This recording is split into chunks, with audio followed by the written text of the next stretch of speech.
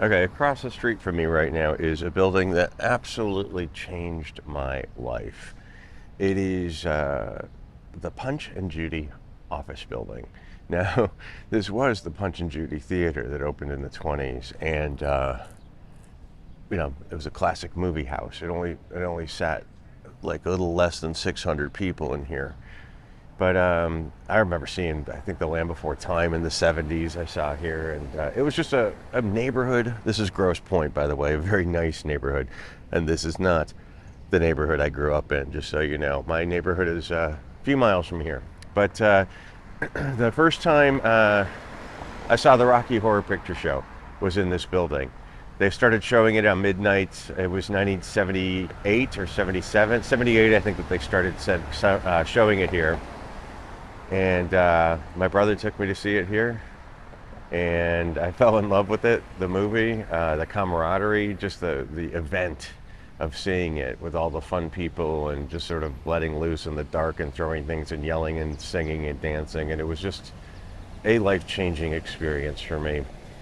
But I actually got a job as a sort of a usher, box office, sometimes security. This is where I saved Patty Smith from getting beat up in the lobby here, just inside these doors. The Punch and Judy was a magical place. It was a movie theater built in I think it was built in the 30s.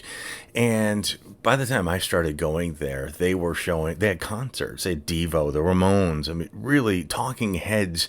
I saw Pat Benatar there, Steve Forbert, David Johansen. So many people played the Punch and Judy. I even got to meet Timothy Leary at the Punch. And on midnight on Friday and Saturday nights, they showed the Rocky Horror Picture Show. That would have been around October of 1978. And over the next couple of years, I saw Rocky there over like 150. I think the last I counted was 175 or 178 times that I saw the movie. It was an R-rated movie. I was 15, so I used to break curfew laws, and we used to hide in the bushes because the police would be patrolling. Because kids are running around in the street around 2 a.m. It was fun, bumming rides or trying to get rides or walking home, and it was miles. But that was the fun of it. It was like you felt like you were doing something dangerous. If you're going to go through a rebellious period, I mean, go see a movie. That's pretty tame by today's standards. And nobody cared. It was fun. I wasn't dressed like any particular character. I just threw on a funny wig and dressed like this. And we were there. That was such a great place. I even snuck in my tape recorder to the theater during a showing. And actually, you could hear, if you listen closely, you can hear the rice from the wedding scene hitting my tape recorder.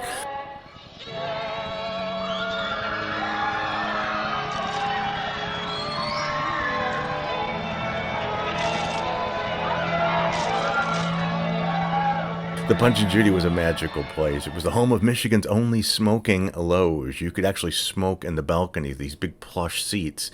And then I got a job working at the theater, cleaning it up after Rocky Horror, which was four of us. Took us 6 hours to do it. And, there were no vacuums or leaf blowers. It was all brooms and dustpans and rice and toast. And we found all kinds of stuff when we were cleaning it up. I loved it. Loved going there. Unfortunately, the Punch and Judy is now the Punch and Judy office building, but I have a lot of memories there, and mostly Rocky Horror, which is really what this is about, because today's the 50th anniversary of the film being released.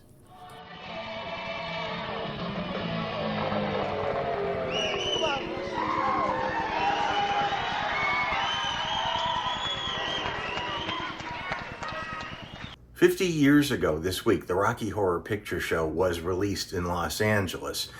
And there are celebrations going on all over the country, but mostly in Los Angeles. There's all sorts of parties and conventions going on. But we're here in the desert. There's not much going on over here. But if you remember back in 2002, 23 years ago, I co-wrote this book called The Rocky Horror from Concept to Cult. And I'm quite proud of this book, actually, because it is I chased down so many people that were in the movie, so many people involved in the movie. A lot of people have been interviewed for the new documentaries that are out, but a lot of people weren't, and these are their stories. I kind of wish I was better at it back then, but I'm proud of what we did, because a lot of the people who were interviewed for this book are no longer with us. And so this is a chance for them to actually speak for a little while. I was mostly interested in the Transylvanians, to be honest. That was my main goal, is I wanted to meet the Transylvanians because I was a fan. I first saw the movie in Detroit in 1978, and I really don't have any desire to see it in the cinemas anymore because it's turned into a different thing. But when I was a kid in 1978, 79, and 1980, I loved it. So over the years, I've collected a lot of stuff. Some of this stuff is so ancient. I mean, I made these things back in probably 1970. Well, the dates on some of these: 79 January, 78 December. So some of the dates on these ticket stubs look at this. I even grabbed rice from the floor of the theater and put this on all these little poster book pictures. And then somebody I know, my friend Jennifer, actually made this for me. And Jennifer, God bless her, she it's just a gift. I've been carrying this around with me since 1978. And, Jennifer actually died in a car crash, and that's why I sort of can't get rid of it anymore, because it was an overturned vehicle, and she was killed on a freeway back in the early 80s. But she made this for me, and this was, Cards for Sorrow, Cards for Pain. That's how much it cost to go see the movie. $2.50 on a midnight on a Friday or Saturday. And it was the Punch and Judy Theater in Grosse Pointe, Michigan. So over the years, I've collected a lot of stuff. And when I did the interviews for the movie, for the people that worked on the film, I collected a lot of stuff from the fan club. You're going to see there's lots of paper ephemera, but there are actually some things from the movie here. A couple of the set models. I have a lot of autographs from people, and Peter Hinwood's script. Anyway, I just figured we'd go through it because I've been lugging this stuff around for so many years, and I haven't looked at it. So I guess now I will. So we're gonna take a peek into my Rocky Horror collection, and there's a lot of it. This bunch of stuff on this tray I found one particular box with my buttons and with a lot of my ticket stubs from the film. These were actually from the fan club. I know that. Oh God, I got a lot of those. And this is from the original production at the Roxy, which is where they're having one of their big conventions this week.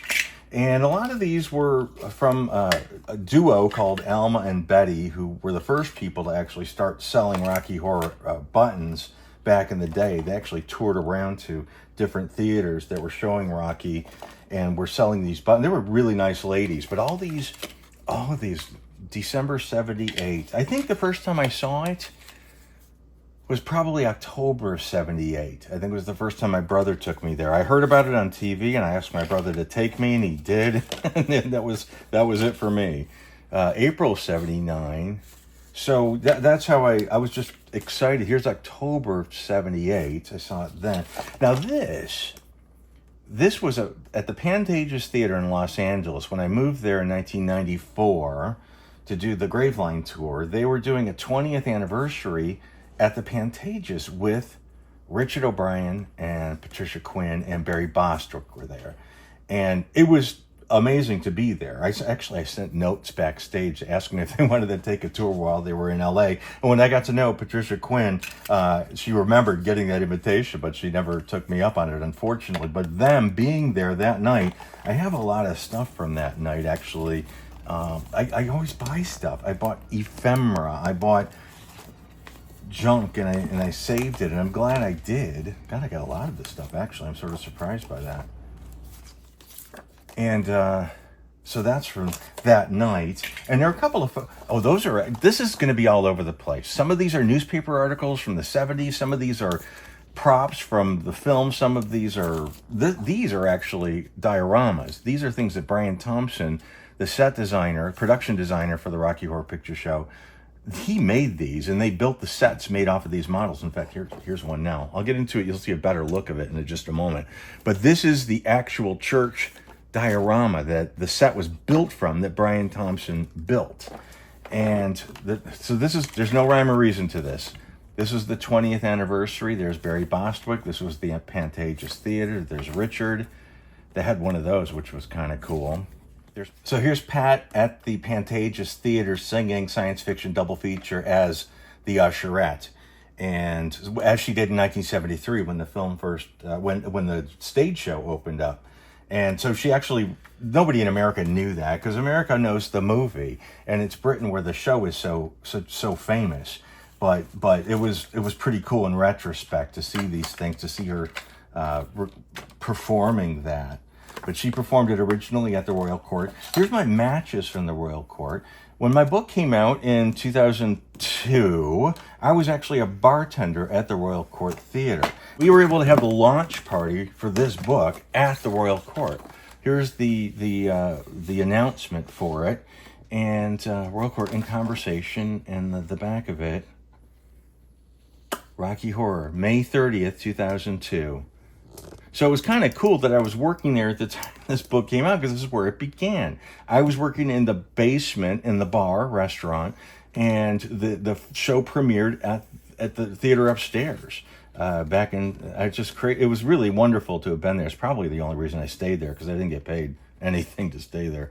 But yeah, this was one of the, this is the original flyer for it, and this is the book. And from the launch, I mean, so many wonderful people were there. This is Peter Straker, who you'll hear about in a little bit. There's Kimmy, Richard's wife, Kimmy O'Brien, Kimmy Wong. Christopher Biggins, who was one of the Transylvanians.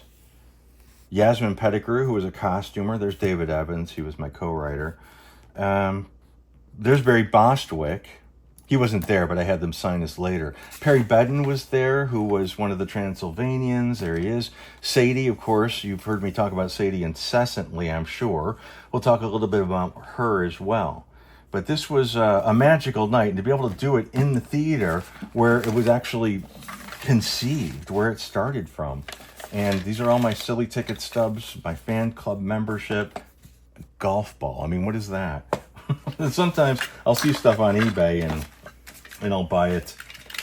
When Tim Curry played the theater, the Punch and Judy is where we saw it so many times, in Grosse Pointe, Michigan, and that's where I got my job.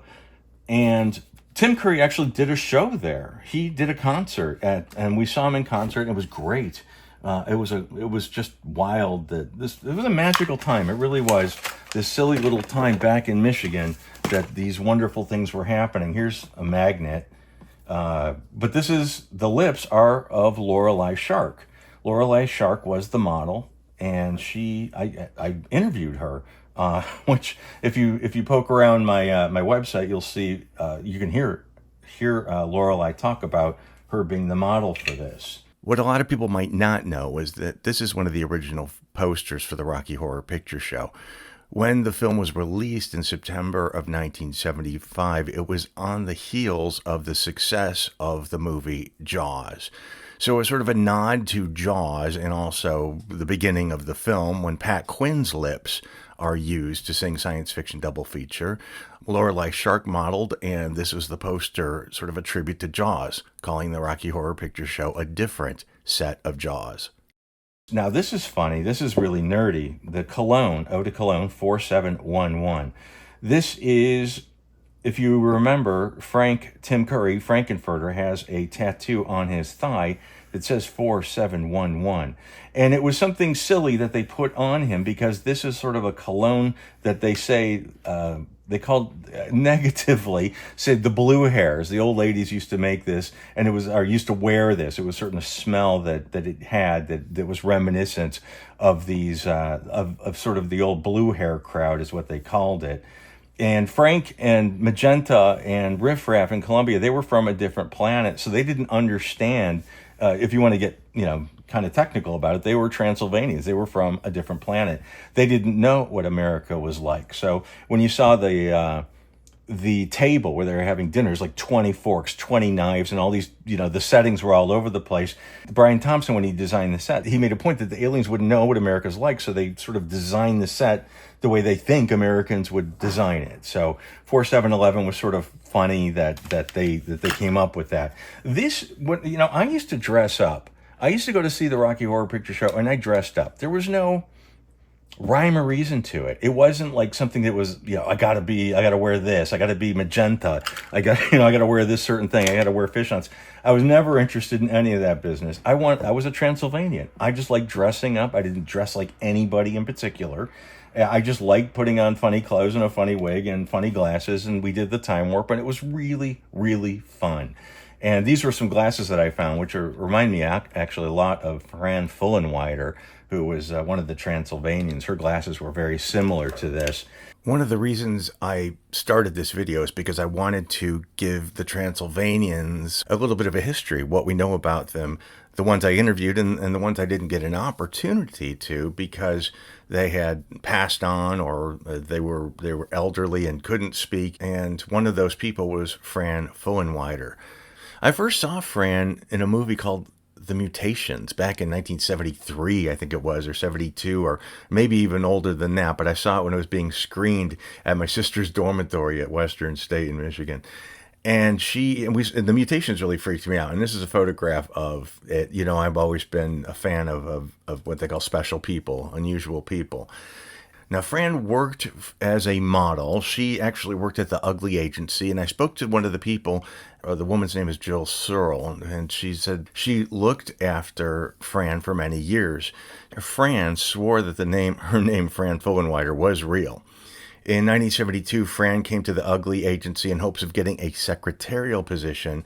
Jill suggested that Fran get work in front of the camera. The Ugly Modeling Agency sent dozens of headshots and body shots to the Rocky Horror casting people for their unusual Transylvania look and also wedding guests. Fran went to Italy and became a very famous pinup model. This is a copy of Penthouse magazine published in 1974. And you can see that Fran is prominently advertised on the cover of the magazine. And when you go on, there's a beautiful color picture of Fran. And you can see by the title, it was quite a different time. And now people might call it weight shaming. But Fran certainly embraced that. Her measurements were included in every modeling job that she had or on her resume as well. So that was her trade. That was how she got most of her jobs, was through her size and the irony of her name, Fullenwider. And also, here's an autograph I found of her. I found it on eBay a few years ago, but it was cool to get an actual autograph of Fran. I remember a story that Sadie told me when they were making Rocky Horror, that during that scene in Hapatootie when the stuntman on the motorcycle drives up that ramp and all the Transylvanians are jumping down to get away from him, that scene wasn't rehearsed. And Fran actually fell on top of Sadie and almost injured her quite seriously. And Sadie was angry, really angry about that. Her last role in film was with Glenn Close and Jeremy Irons in the film The House of Spirits. But Fran died in London. This was her home in London, Randolph Crescent in W9. And she died of cardiopulmonary arrest, a heart attack, and gastrointestinal bleeding. She died on the 2nd of May of 1997.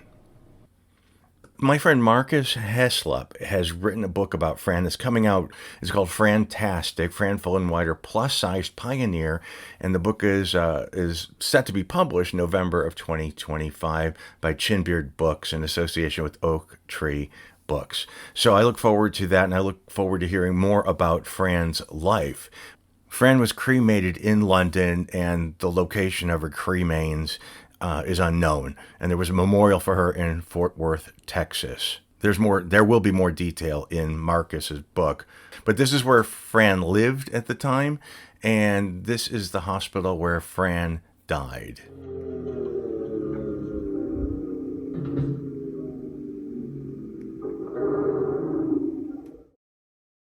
I found this kind of cool necklace at one point, and this is very much the Transylvanian symbol, which is on the flag. on the castle, and actually all the Transylvanians, if you remember in the movie, and their little tuxedos, they all had armbands with this symbol on it. And actually, it shows up in the script too. I'll show you that in a second. So this is that's a diorama. This is 20th anniversary. Some of my buttons. A lot of this stuff, I honest to God don't even have here in storage because it's just stuff. It's dolls. It's Rocky Horror collectible stuff. It's not, it was just fun stuff to have. I have a lot of fun stuff. And just collect. I saved my cassette, for God's sakes. When's the last time anyone played a cassette? All right, so there's, again, no rhyme or reason to this. I will be showing you another fan club membership. There's a number. I'm an official member. I became friends with Sal Piro, who started the fan club. And 20th Century Fox actually had him, took him under their wing because they found out that Rocky Horror ultimately was a cash cow. And Sal worked with them to promote for fans. Now, maybe you've seen this before, but when I wrote the book about the movie, I became friendly with Peter Hinwood, who played Rocky Horror, the muscle man, the creation, Frankenfurter's creation. Frankenstein basically is what he was. It's funny because Richard O'Brien was once sued by a woman who claimed that he stole the idea from her about the whole movie. And he's like, excuse me, this is Mary Shelley. It's not me. This is Mary Shelley who created the Frankenstein monster. So she's the one you should be looking at, I suppose. But Peter gave me this. And these are actually Polaroids from the set that Peter put this together. He taped these Polaroids onto this. So these are like original photographs from the set. There's Nell, and there's Tim, and there's Pat, and there's Peter with his Pierre LaRoche, who designed that makeup, and there's Richard. And this is, it says Rocky's script. This was his original on the set. Here he is, actually. This is Peter on the set with this very script. And after I interviewed him, he gave it to me. And this is his notes in here. They started filming on the 18th of July, 1974.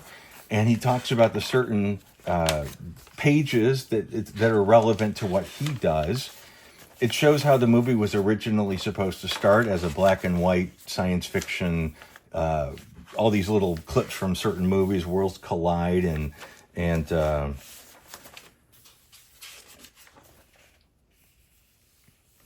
it came from outer space, Fay Ray, King Kong. Originally, they were going to use clips from those movies.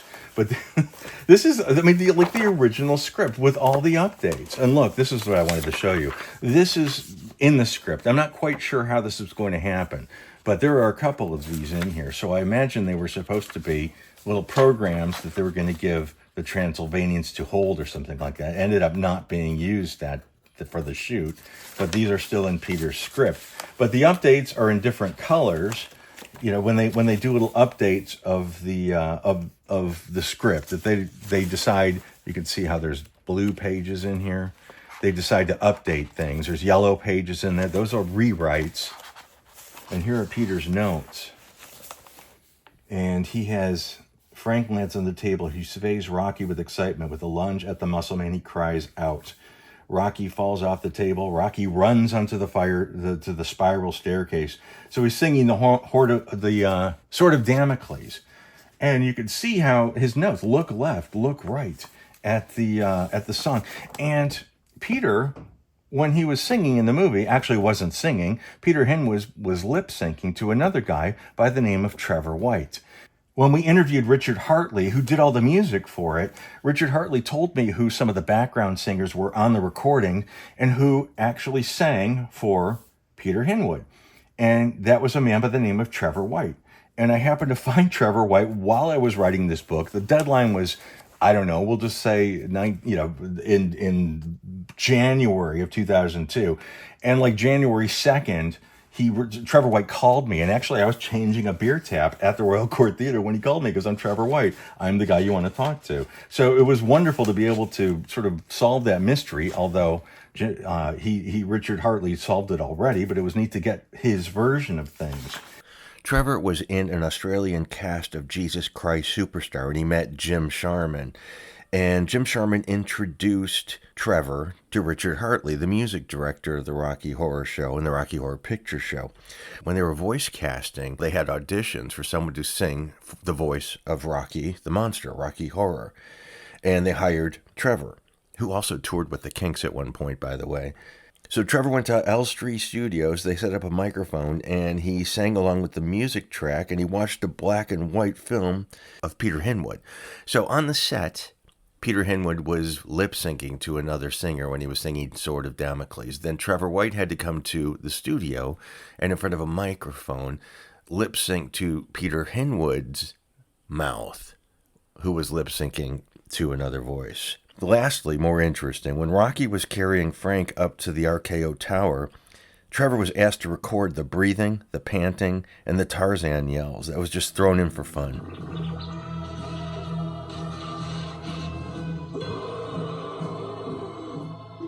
So Peter Hinwood does not make a noise in that movie. Everything is dubbed by Trevor White. So it was a little bit tricky, but he did a very good job of it. And he doesn't get the recognition he should, actually. He was excited to see the Rocky Horror soundtrack come out, the Rocky Horror Picture Show soundtrack, but Sword of Damocles ended up not being on that.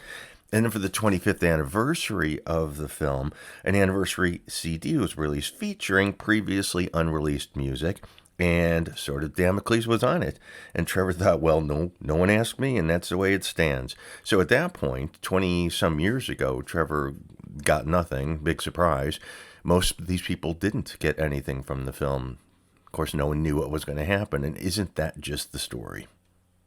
But these are Peter Hinwood. So Peter Hinwood was lip-syncing to somebody on the set while he was doing the song, and then Trevor White had to lip sync to Peter Hinwood lip syncing to someone else. It's all very bizarre, but fascinating, because that's the way movies are.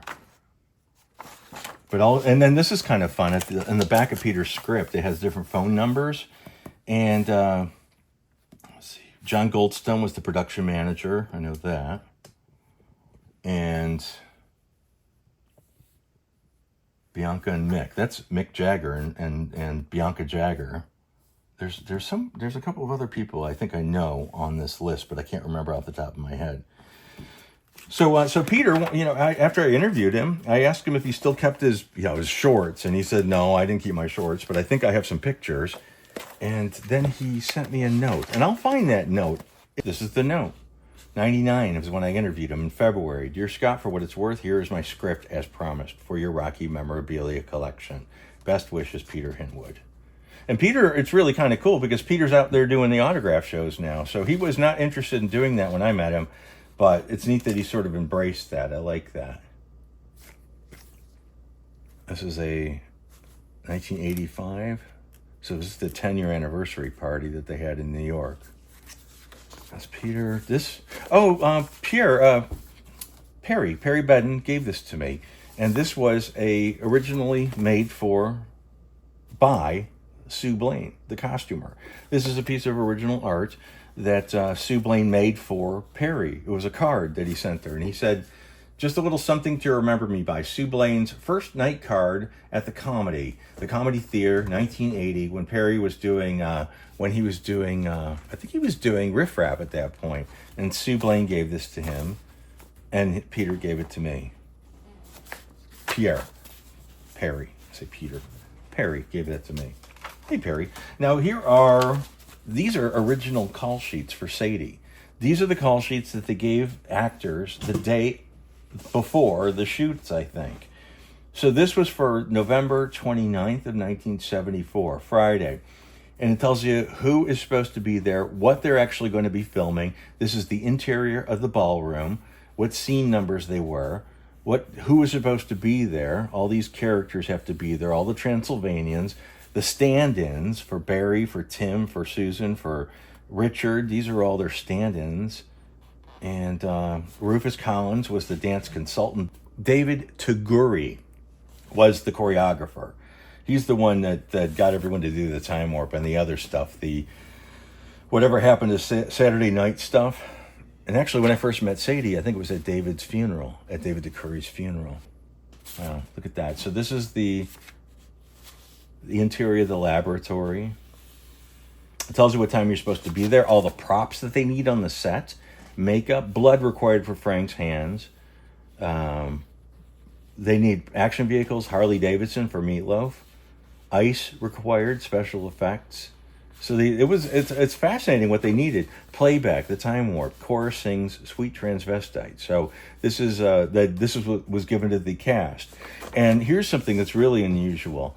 So the Michael White Productions, which I just found Michael's grave in L.A. Michael White, Lou Adler. This is getting complicated again.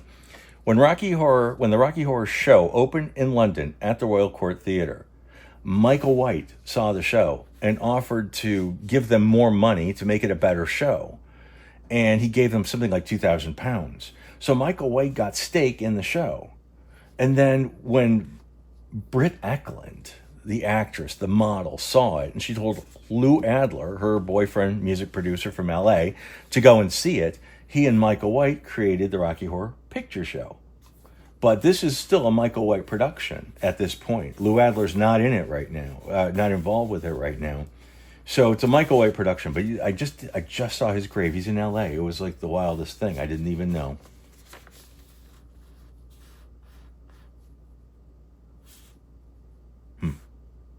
Yeah, but anyway, guys, so the point this is the timesheets. They wanted the dancers to submit their timesheets to payroll so they get paid. So whoever it was that were doing the timesheets, the production company, wrote this little poem. Let's do the timesheets again. It's an NLB to the left and an NSB to the right. Not sure what that means. Hand in your wallet and bring your hours in tight, but it's the extended days that really drive you insane. Let's do the timesheets again. There's an odd little piece of history. This is a game that came out, not sure what year it was, the Rocky Horror trivia game, and I think, I don't know if it's even in here anymore. I might have taken it out because I was so proud of it, but I was a question, I was an answer in this. And it was, who wrote a book about the Rocky Horror Picture Show, and it gave a bunch of names, and I was in there, and I think, I have that. I'll put that in here. But this is just a Rocky Horror trivia game. I guess that's that. I mean, what a nerd! What a nerd would want these things. But gosh, it was so much fun. What an industry! And some of these things people have sent me over the years. And I know that Misty sent me this, my friend Misty, and this is the old picture disc. But some people have sent me things, and I don't remember who they are. And I'd have Post-its out of my mind all over the place if I had to stop. I had to stop keeping track. But know that I'm grateful. Please do know that I'm grateful. This is something I collected, 17 minutes, 360 feet long. This is Super 8 film of the Rocky Horror Picture Show that was released. So this is actually a sound 8mm, Super 8mm film camera, projector thing. And I only had one friend. My friend Michelle was the only one I knew that had a projector that had sound on it. So we'd watch this, because there was no home video at this point. This was early on. There was no home video when this came out. 1975 is when the movie was made, but I don't know when this came out. Probably 81, I think. So that's an actual Super 8 film of how many minutes? 17 minutes of the film. This is something that I got from Sal Piro, who was the president of the Rocky Horror Picture Show. And when I went to that thing at the Pantages Theater, it was the 20th anniversary, and this was the commemorative jacket that they had for that event. And Sal gave me this when I interviewed him in London when we were doing our book. So it's cool. It's very different. It's back in the day when satin tour jackets were worth. If there's any money in here, that'd be fun. No money, but it's a cool memorial, or yeah, it acknowledges the 20th anniversary. You know what? I'm just going to put some of this stuff on eBay, just so you know. I can't carry this anymore. I can't carry it around with me. So you'll probably see some of this stuff showing up on eBay fairly soon. Some stuff is a bit really precious to me, and I'll hang on to. But some of the stuff I can't carry it around anymore. I've had this for way too long. And some of these are books, so you're going to see some books in here. These photographs actually came from, I'm not sure when that was. Was this the 20th? And there's Bowie and Richard. This was at the Roxy. Pat Quinn had these. And I got these from Pat Quinn. And I don't know where this was. 10th anniversary? Must be like, there's Meatloaf. There's Tim and Nell. And this was at the Roxy, I'm pretty sure. Fan club. I saved everything. There's Kimmy, Tim, Richard. Is that Perry? Or Tony? Yeah, I think. And there's Fran. Good old Fran Fullenwider. There's a book coming out about her very soon. This was, oh, look at that.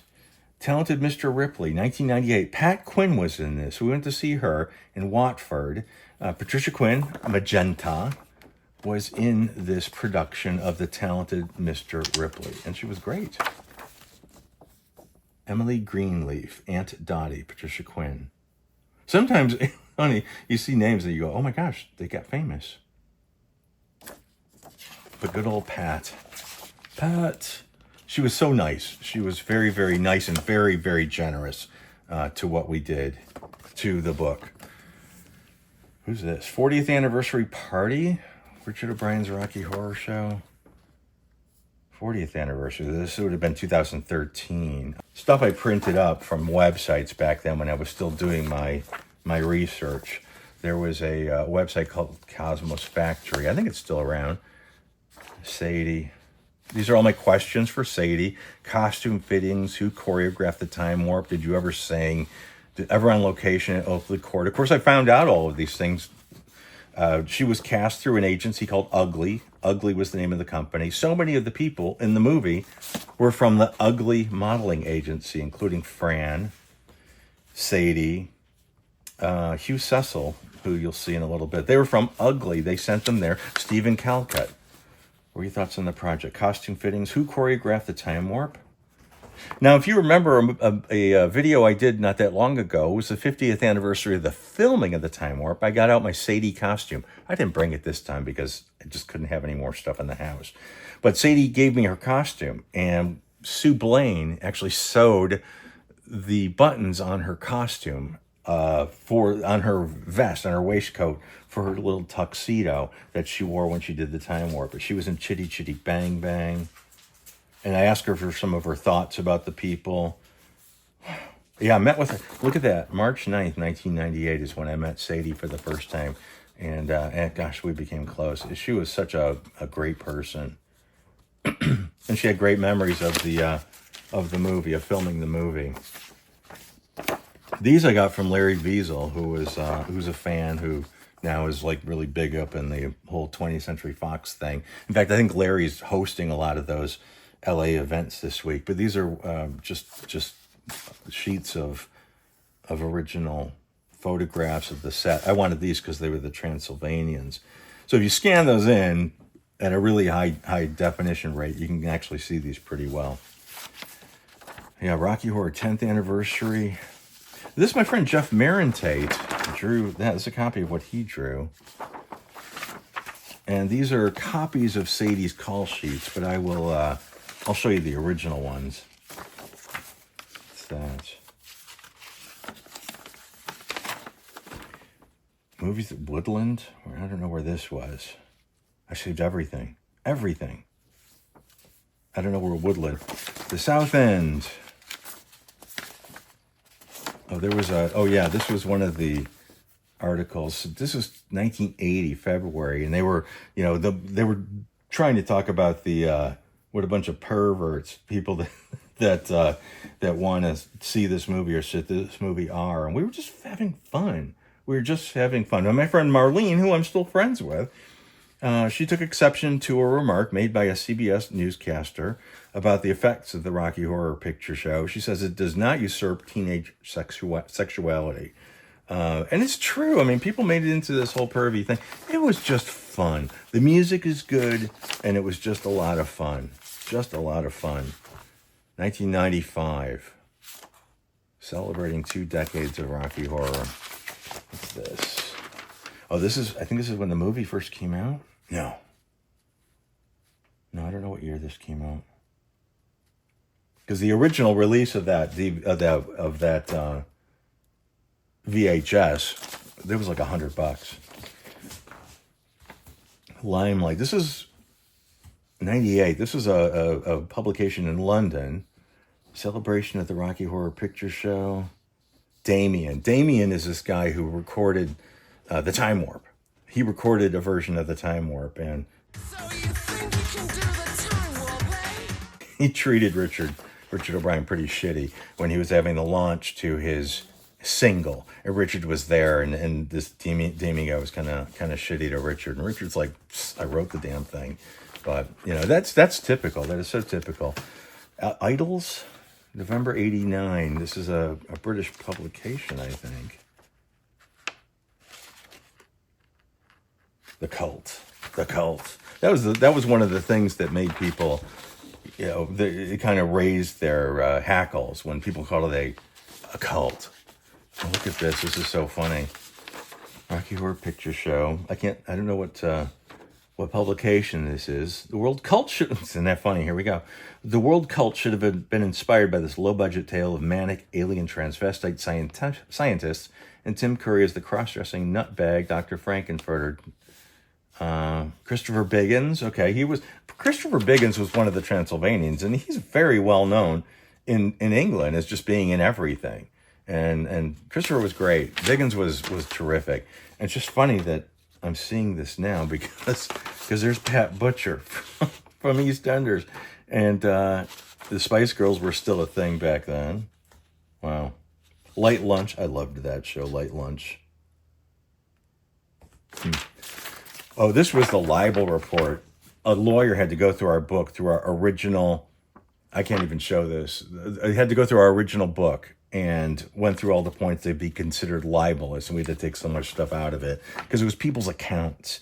And people would say, so-and-so said this, and then the lawyer would go, did they say that? Is there a way that you can prove this? So they were libel laws in Britain are a lot more serious than they are in America. So the lawyers really had to go through that. This was an article about, I guess, Annie, the movie Annie. This was a transparency we made on Sadie's picture. You'll see some of those. This was an anniversary of the movie. I wonder what year this is.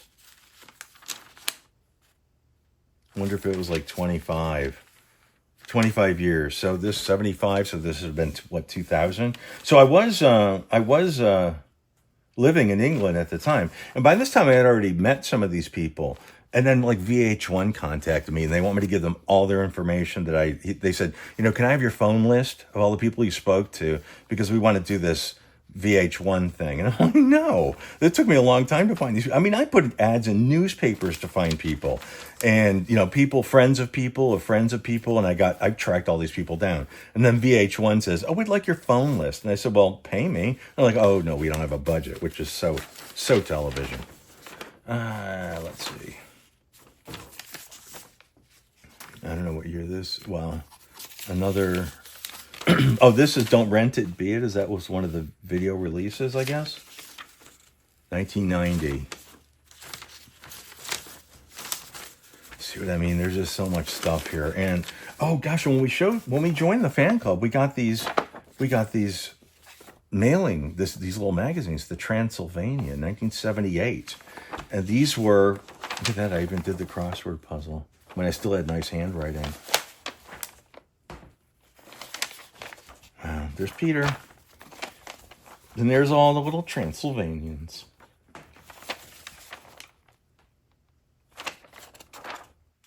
Tim Mercury. Man, that was a great concert that he did. And this was another one. Fan album.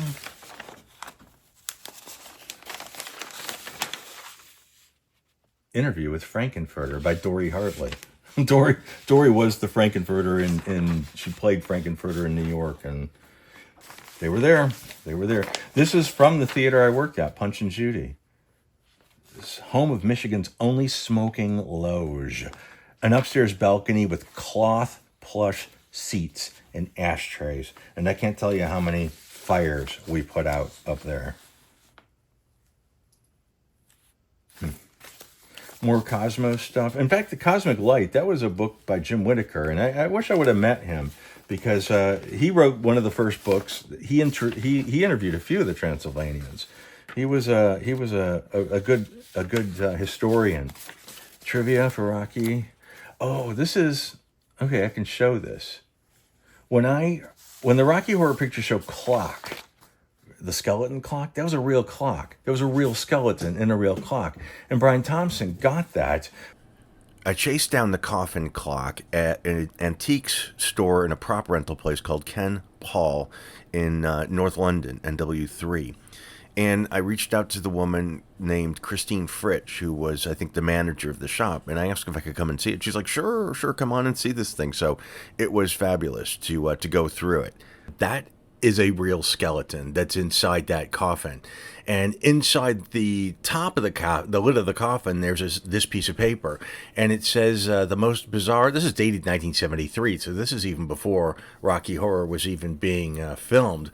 And it says it's an inlaid mahogany coffin, shaped long case clock. Behind the wheel dial is a human skull and skeleton decorated crossbones in ivory. The clock belonged to the Countess of Rosslyn, wife of the 5th Earl, who is said to have traveled everywhere with it. Rumor is that the skeleton was the man who was her lover. I don't know, it was a year or so afterwards, I got a nice note in the mail from Christine saying that there was going to be an auction of all the props from Ken Paul, and she said the Rocky Horror Clock is in the auction. Come and see the sale. The viewing is Friday the 8th of March, and best wishes, Christine Frisch. That was really nice of her to remember. The selling price for the clock was £35,000, which translates to about $47,000.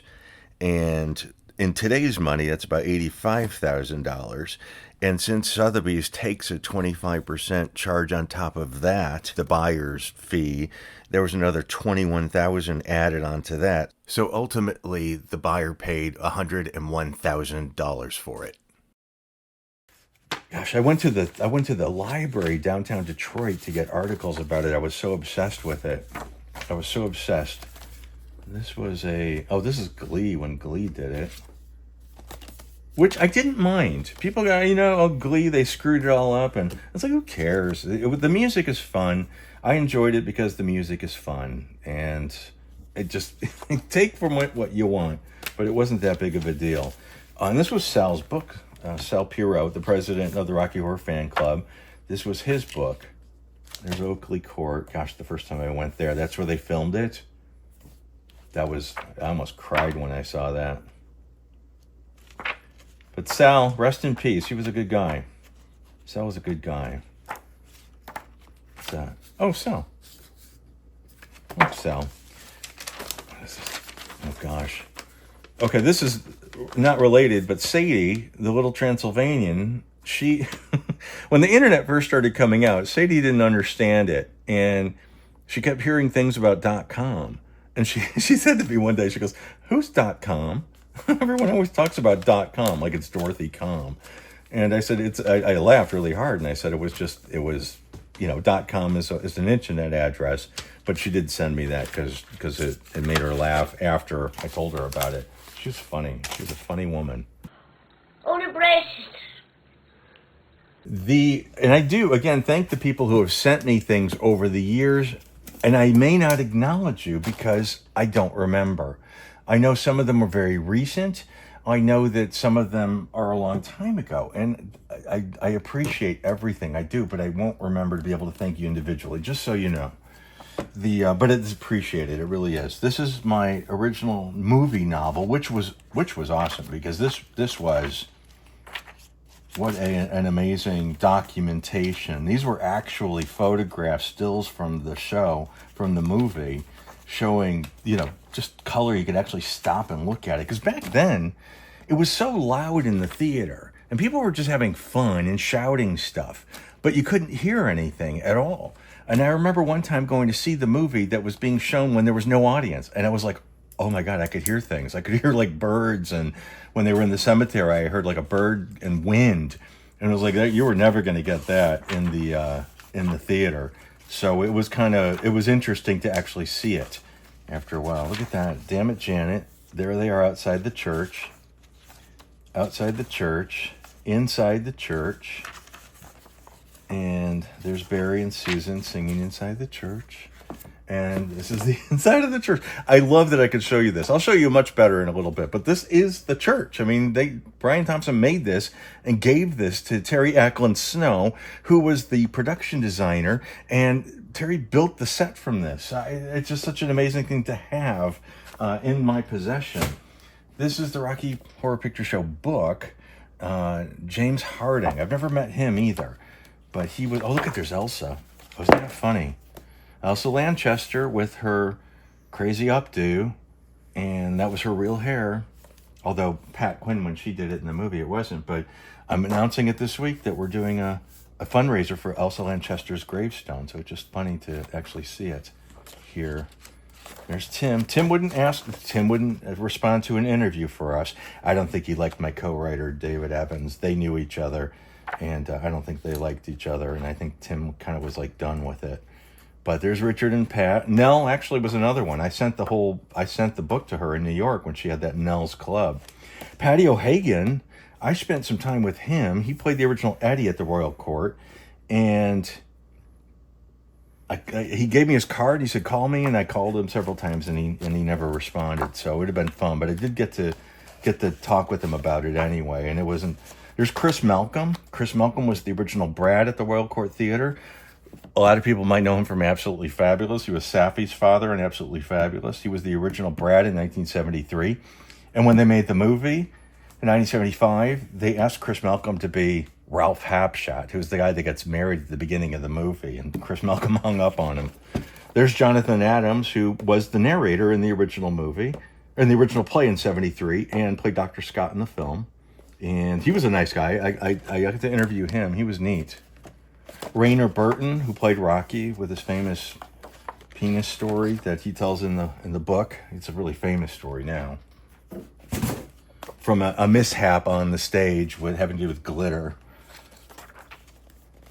This is the second book by Sal Piro. More of the Rocky Horror Picture Show experience. So these are about the fans, really.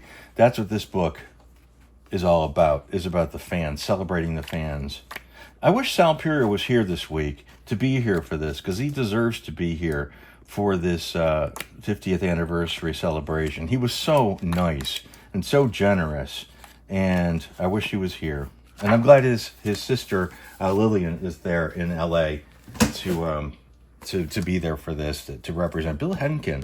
I think he is there this weekend in L.A. And Bill Henkin wrote this. This was the first book written about Rocky Horror, the Rocky Horror Picture Show book. This was the first one I remember being out, and I think it is the first one that was ever made. And it was an awesome book. This was another real treat because they had call sheets in it. These are the call sheets from when they were filming it. Well, this is actually the prints of the movie when they released it. Buffalo, New York, the Bronx. I'll bet you even the theater I worked at is in here. I think I looked at it many, many, many years ago. St. Louis, Missouri. But this was for the Chicago, Des Moines, Detroit. Grosse Pointe, Punch and Judy. There you are. So these were the release of the prints, the Punch and Judy Theater. These are all the Transylvanians. Larry Wiesel got me the photographs, these original photographs, and I was able to track these people down and get autographs. There's Perry, there's Kimmy, there's Pam Obermeyer, there's Rufus, who is dead. There's Gay Brown, she is dead. Fran Fullenwider, dead. Annabelle Levinton, Lindsay Ingram. These guys were great. I'll tell you about them when we get to them. There's Peter. There's Pat with her hairdo.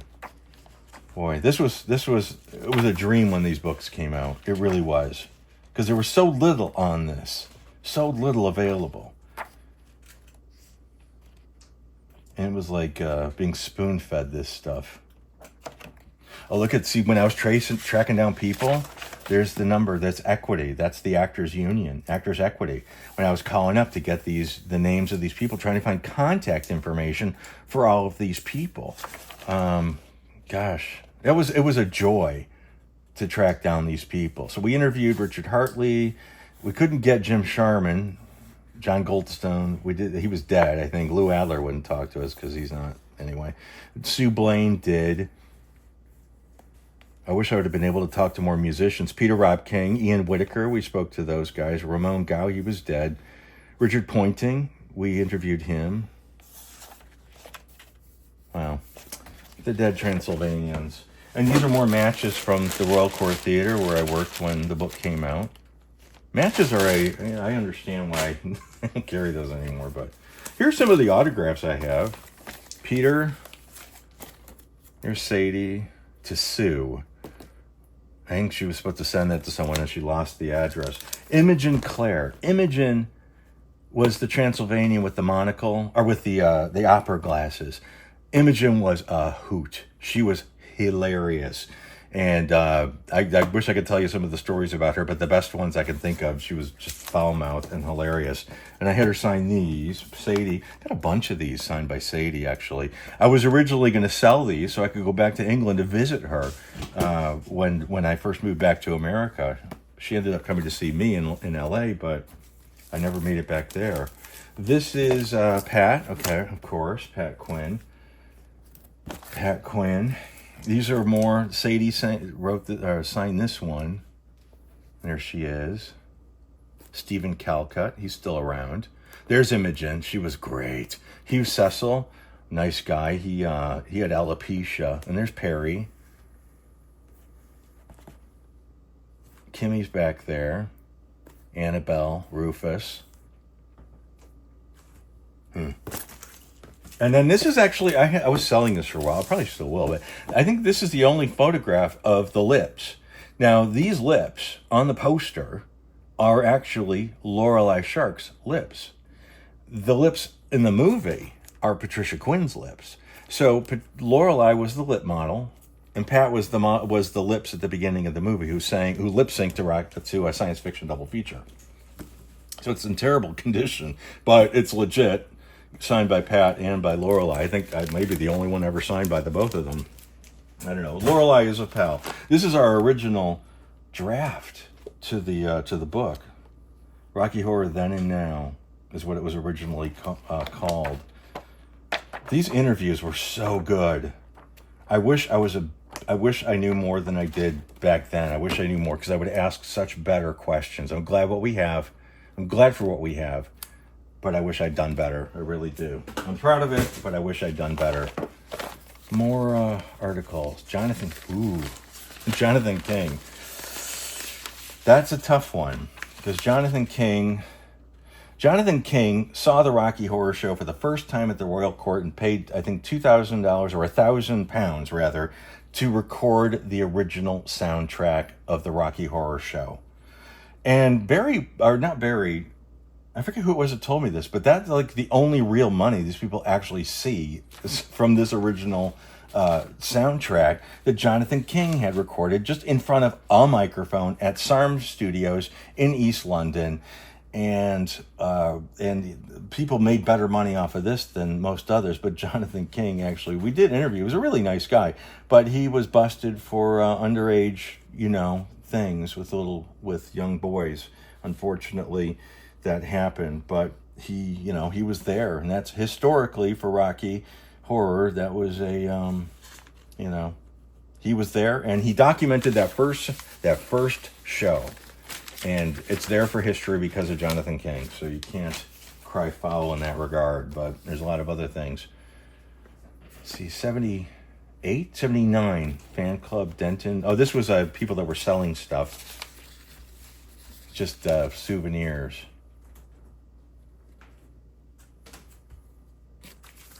Just junk they were selling. What's that? Punk years? There must be something about Rocky in this.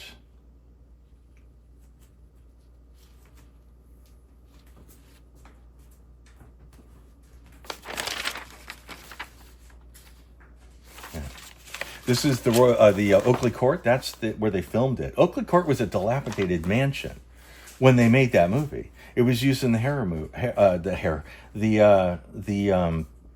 Hammer horror movies in the 70s.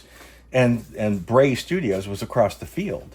And this old deserted mansion with holes in the roof was used for the filming of the Rocky Horror Picture Show and other things. And now it's a very nice hotel.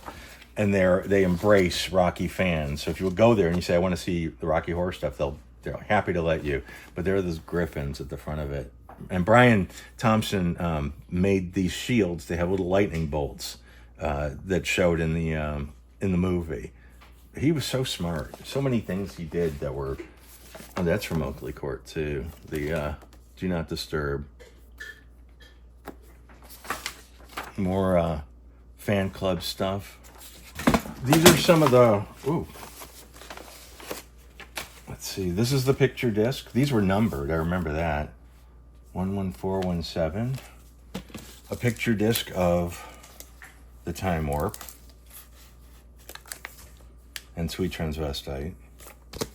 This is here's Tim's album, Fearless, and that's a backstage pass from Santa Monica Auditorium. Now, I got that from my friend David Quantick, the writer. He gave this to me as a gift. I didn't get backstage to meet Tim, but I did see him in Detroit, but I never saw him. But he gave me this as a gift, and this album is it's a good album, I think. This is from the production at the Roxy. They gave these out to the audience members. Kim Milford. Jamie Donnelly. You guys know her from Grease. She played the Brusha Jan girl. And she went to their church. She went to the same church I went to in Los Angeles. Yeah. Yeah, this piece of the mouth, the eyes cut out in the mouth, that's somewhere in here. And here's the mouth. Duh. And here's there's the Bride of Frankenstein hair, and it's so weird to think these people became friends of mine. It was so cool. Charles Gray, he died while I was over there, so I never got a chance. And this is the Laserdisc in poor condition. I think I saw it on eBay for like $5, so I just got it. Let's see. And this is a pair of Fruit of the Loom underwear that actually, these are Barry sells these. Barry Bostwick sells these, and these are like child size. It's kind of creepy. But if in the movie, Barry Bostwick is down to his Fruit of the Looms or whatever brand they were, and now he sells them. And Jordan the Lion, my buddy Jordan, had Barry sign this for me because Barry didn't have those back then. Oh my God, this is going to be forever. Let's see what's in. Okay, I'll put that. There's the bedroom. You'll see that in a moment. This is one of the VHSs, special edition. How many special editions of this can they make? Sadie, abandon all sanity ye who enter here. In the Rocky Horror Phenomenon, I'm in that documentary. I don't know if it's been released yet, but I am in that one, which was nice to be acknowledged on some level for the research that we did, because no one else gives a shit. Here are some gay things that were given to me. And these are Lorelei's lips, which have been modified several times. 20th Century Fox. This must have been for Glee or something, or maybe that remake they did of it with the gay pride thing. That one with Laverne Cox, who played Frank, which was okay. I mean, I didn't really care. I would say that the music is good, and the music is good. And there's Sadie with her suit, and I'll show you that in another clip. And there's Peter with his script. And this is the VHS, the trailer for the VHS when it was released for the first time. This is only the trailer on VHS. Sneak preview for the release of 1990, when the movie was released on VHS. Let there be lips. There will be November 8th. And it was like a big deal. This is the only time. Here it is on VHS. It'll never be released again. Buy it now. It's $100. And it's like, there's every version of it imaginable has been released on DVD and VHS. And that was given to me very recently. More stuff from Oakley Court, where that hotel in Windsor. There's Sadie in The Dark Crystal. She played the slave master. That's her costume. And Sadie gave me this, which is from The Dark Crystal. That must have been her dressing room door, or somehow was used to identify wherever she was supposed to. They spelled her name wrong. But Sadie gave me that.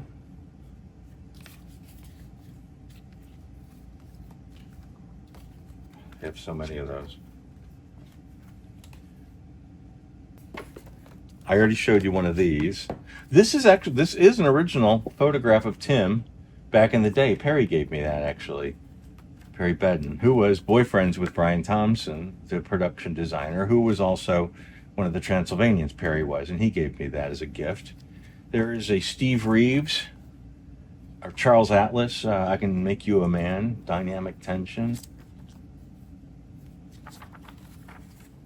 So Frank sings about that in I Can Make You a Man.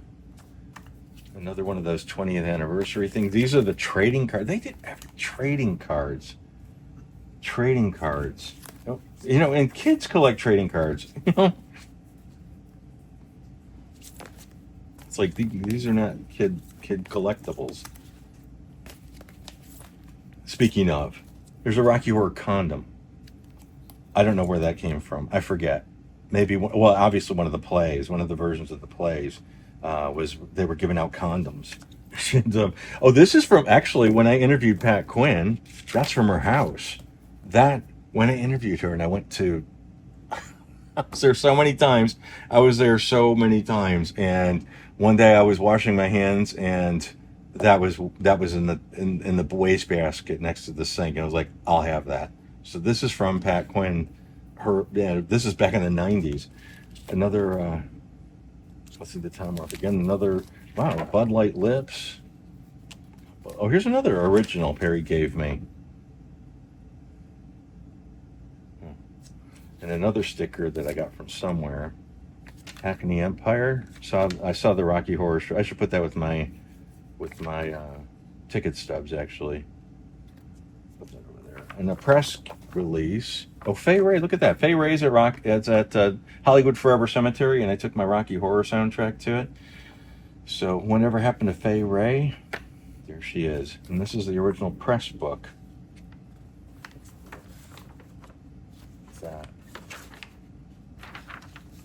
Phantom of the Paradise.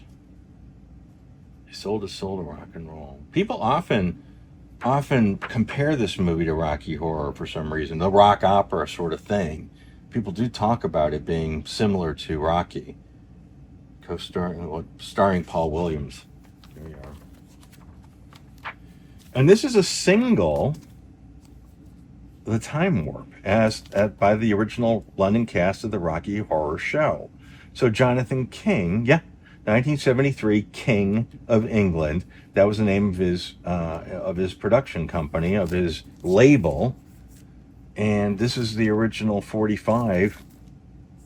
And this is Sweet Transvestite, featuring Tim Curry. And what else is on here? This is, okay, I'm going to stop. Oh, here's another version of the DVD. This one isn't even opened, but it must be opened. Sadie signed it, so it must be opened. I must have sealed it.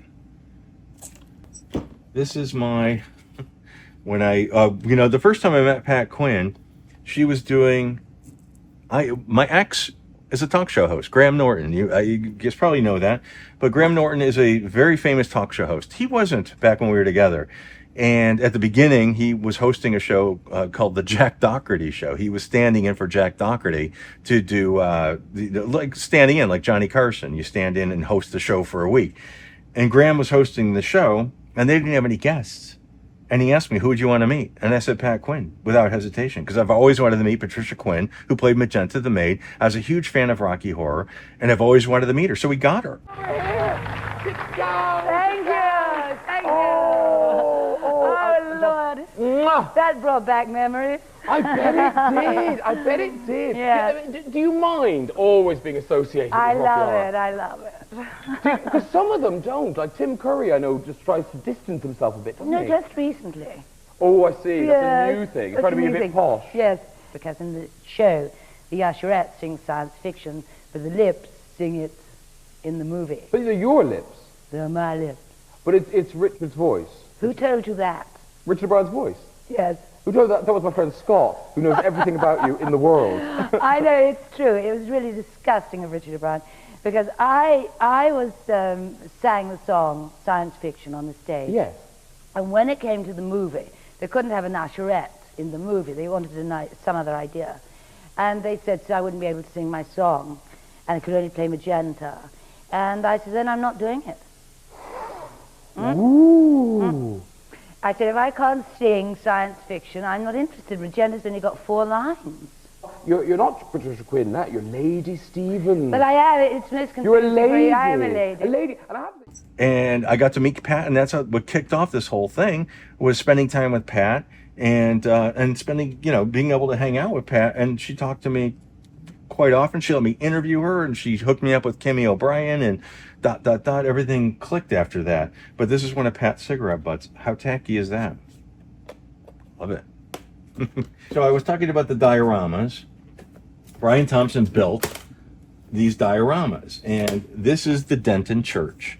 There's Susan and Barry. This is an interior set that was built at Bray Studios, just the other side of that castle, which was actually the Oakley Court Hotel now, and now it was just a castle back then, an empty house. So this is what it looked like. When Brian Thompson was told to design it, this is what he built. Originally, when I got this, there were banisters, there was like an altar rail here, and that is just disintegrated. But this is the original set piece that Brian Thompson presented to 20th Century Fox. Here you can even see like the hymns that are written up there for people, when they're going to go to your hymn book and get to that number. Even you can see how that ended up in the movie there. So all of these things were actually incorporated into the film, and very, very closely. So actually, the one thing that's not there is a crucifix, but they made that window look like a crucifix, sort of. So When the model's lit, as it was in our museum, it looked spectacular. It's an amazing piece of Rocky Horror history, and I'm thrilled to be its guardian. Thanks for enduring my self-indulgence with my history of the film, but my book with the film, learning about Fran Fullenwider and Pat Quinn and Trevor White in the making of the Rocky Horror Picture Show. Peter Hinwood's script, those models, stuff you'll never see anywhere else, actually. Those are one of a kind from the production. I thank you. There's going to be more. You'll learn more about the other Transylvanians who've got great history on screen and off, and some of the other stars of the film that I spoke to when I interviewed them. And so it's just been a lot of fun putting this together. There'll be more, I promise. I thank you very much for your time. I thank you very much for your attention. And until next time. But I thought you liked them. They liked you.